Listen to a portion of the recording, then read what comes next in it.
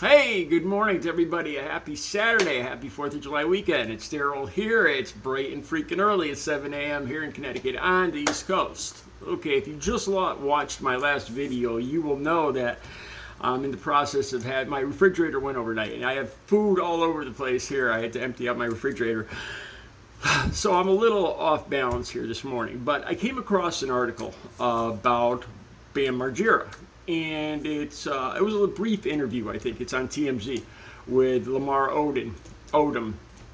And like I said, the link will be down below so you can see yourself. And Lamar, like I said, it was kind of brief, but Lamar said that he was concerned, that he thinks BAM Margera is hanging out with a bad crowd. I think his quote was, "You are who you hang out with. You are who your friends are." Something along those lines. And I've done a video talking about this.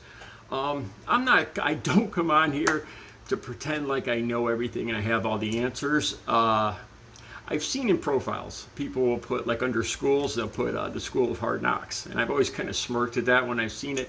I guess if it were me, it would be the School of Multiple Screw-Ups or multiple relapses. That's the reason I do these videos. I relapsed, I'm not proud of this, but I relapsed at least 13 times. I was in and out of detoxes and rehabs, but I've been clean and sober now for 17 and a half years. I'm coming up 17 years and 10 months. And I want to talk about kind of what he talks about, the wrong crowd, hanging out with the wrong people. And usually, I talked about this before too, usually it has to do with relationships. You know, whoever you're attracted to, if you're a guy attracted to guys, or a guy attracted to women, or women attracted to guys, whatever you're attracted to, that's your weak point. People have asked me a lot of times, like they ask me, well, how did you do that? How did you manage to stay clean? And there's not just one answer.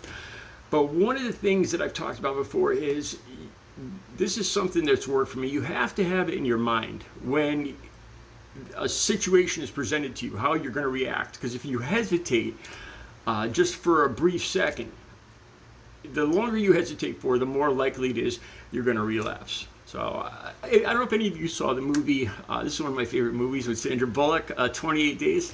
In that movie, I think it's at the end, they talk about not having relationships at all for a year.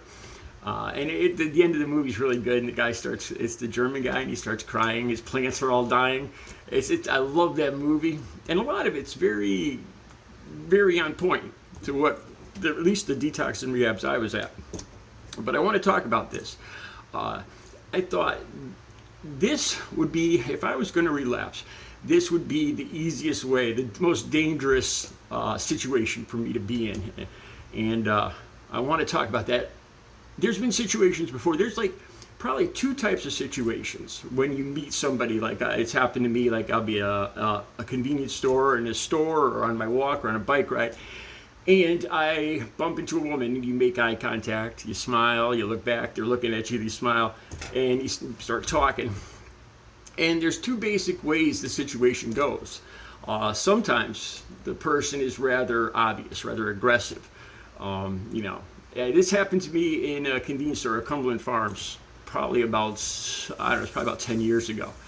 And it was a girl, and she came up next to me wearing a summer dress, and she was gorgeous. And I was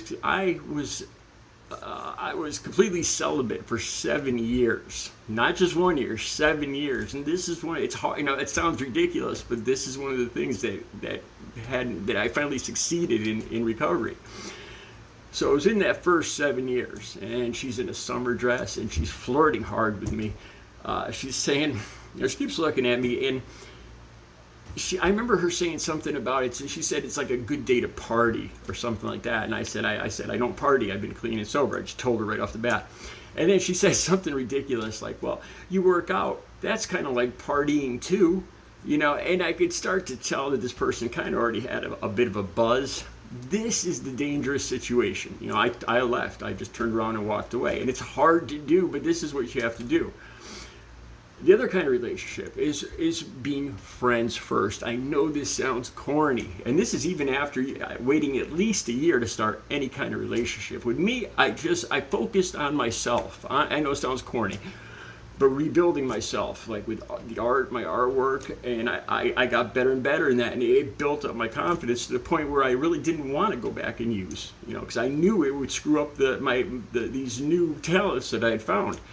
And I started working out, and the more I worked out and the more I got in shape, I lost 95 pounds, and I kept that off and built up muscle. And the more in shape I got, the less I wanted to ruin, the more aware I was of being healthy.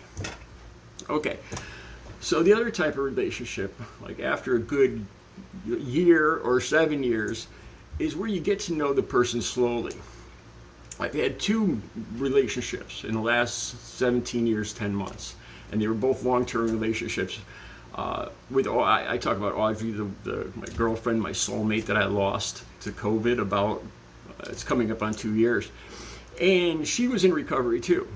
She was more of an alcoholic, but I built up so much respect and trust for her, because she's the one that kind of drew the line too. We had been friends, we'd been girlfriends since like elementary school, and we saw each other and we started talking again, and we were both clearly interested in each other. But I know Audrey wanted to take time to trust me that I really was, because everybody says they're clean. Everybody will tell you they're clean and sober, like in these situations where you're flirting with somebody. Oh yeah, I'm clean and sober too. And about 90% of them aren't clean and sober. So Audrey held off for it was over 2 months, where there was no intimacy at all, which was even a long time for me. But that built up, I had so much trust and respect for her at that point. Like I just trusted her, and I knew that she wouldn't be tempted. If like she was 5 hours late coming home, I trusted her because I knew that she was solid on this. And those 2 months, it gave me the opportunity to build up a good, solid relationship. Now, here's the danger.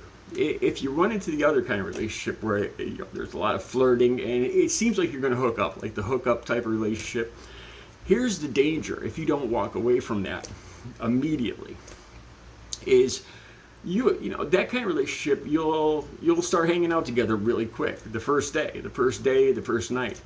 So inevitably you're going to end up back at your place or her place, okay? And then what happens then if she says or he says, it'd be great maybe if we got a little of this, or if she actually pulls out some kind of substance. At that point, you're still putting on that face for each other. You're still flirting, you're still showing each other your best side. There's your ego, because you haven't been in a relationship and you're really dying for intimacy at this point. And it gets harder and harder to walk away from this. And at that point, if somebody were to pull out a substance and you're an hour away from hooking up, it gets to the point where it's almost impossible to say no and turn around, because you're afraid you'll look like an ass. You'll look like a jerk. Oh, I'm sorry. It gets harder and harder. You can't let yourself slip into that situation where you're alone. You've only known this person for a day or two, and you're looking to hook up. It's a bad situation. It is a recipe for disaster.